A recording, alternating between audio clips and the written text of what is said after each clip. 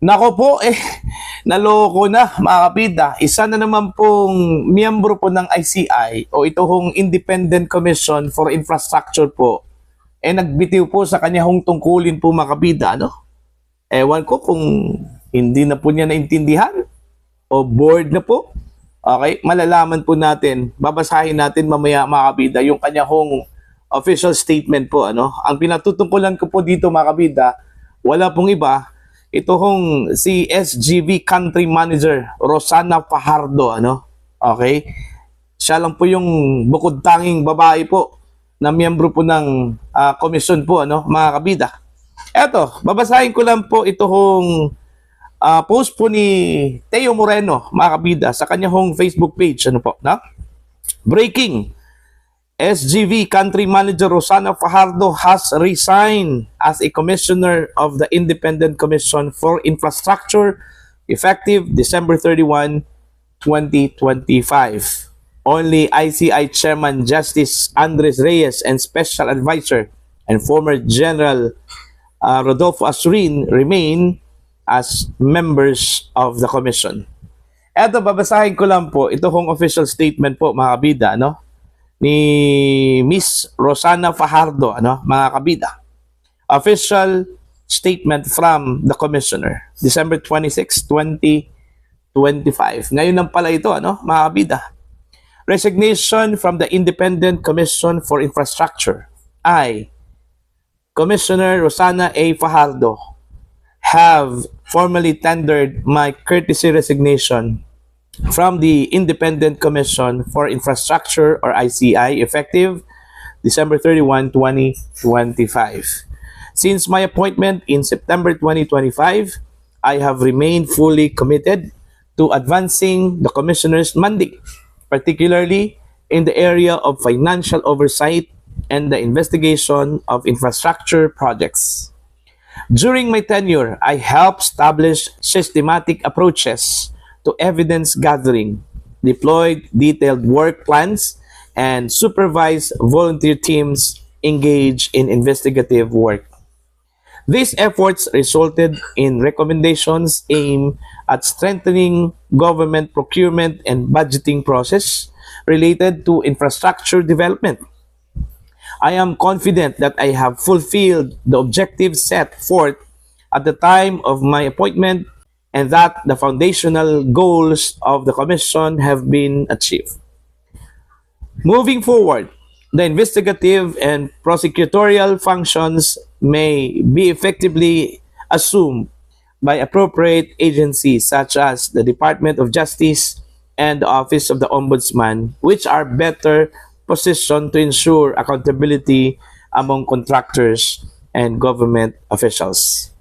Furthermore, the recent prioritization of legislative measures creating the Independent Commission Against Infrastructure Corruption and the Independent People's Commission signals the establishment of a permanent body with enhanced authority to support the Ombudsman in prosecuting irregularities in the government infrastructure projects.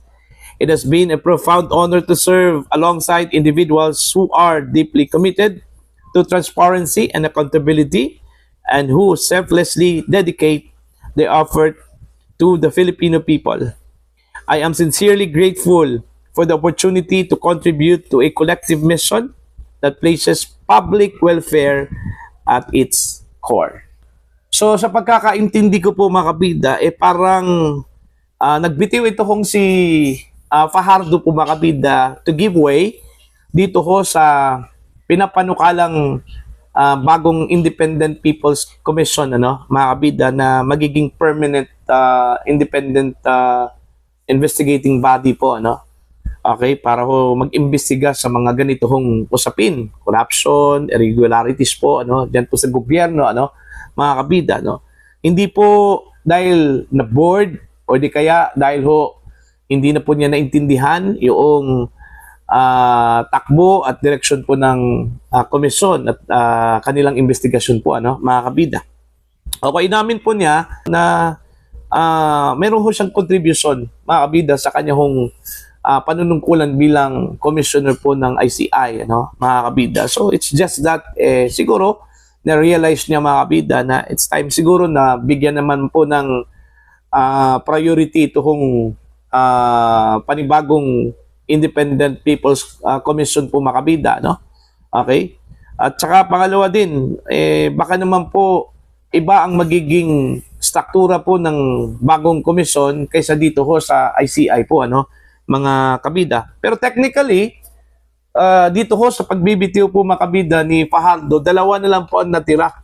And since hindi pa po tapos ito hong kanilang investigasyon, mga kabida, okay, patuloy pa rin yung kanilang investigasyon. I don't know kung ano po yung magiging structure po, ano, kung papalitan ba ng Pangulo ang mga nabakanting posisyon. As of today, wala naman pong ipinalit po, mga kabida, doon ho sa nag-resign na si dating DPWH Secretary Babe Singson, ano, mga kabida.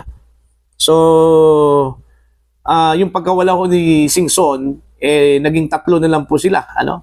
Kagaya ng binanggit ko po kanina, mga kabida, ito hong si Chairman Andres Reyes, si dating PNP Chief Rodolfo Asurin, at ito hong si Miss Fajardo, ano, mga kabida, na bago lang po ngayong araw nagbitiw po sa kanyang tungkulin bilang commissioner po, mga kabida, no. So ang question po ngayon, ano na po ang mangyayari, ano na po ang future po ng ICI, mga kabida, since hindi pa po tapos yung kanilang investigasyon, wala pa pong conclusion po, mga kabida, no. Okay, meron kayang ipapalit si Pangulong Marcos sa kanya, okay, o papalitan po ng panibagong mga miyembro o mga bagong miyembro po. Okay, dalawa po silang nawala. Dalawa kayang ipapalit din ni Pangulong Marcos, mga kabida, dito ho sa Independent Commission for Infrastructure, para lang po tuloy-tuloy yung kanilang ginagawang investigasyon po, ano, mga kabida. Ang pagkakalam ko lang po, yung kanilang nirekomenda, parang initial lang po yun, ano, mga kabida.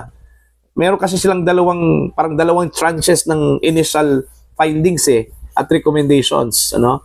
Una, yung unang na isampa po, Zaldico, mga kabida, at iba pang mga official po ng DPWH. Okay, pangalawa, yung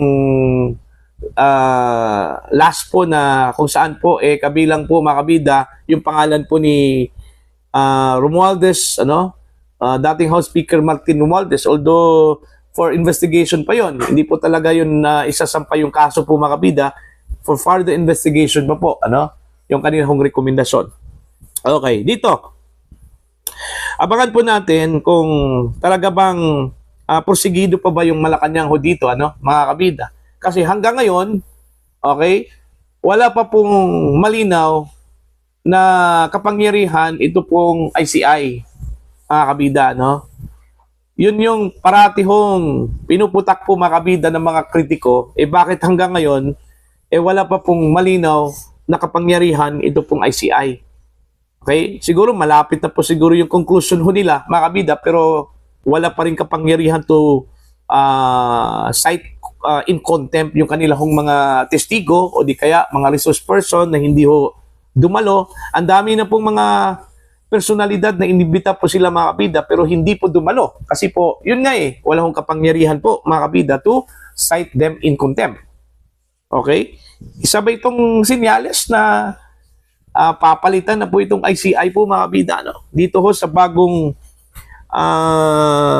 nakasalang po sa Kongreso, mga kabida, na Independent People's Commission. Okay?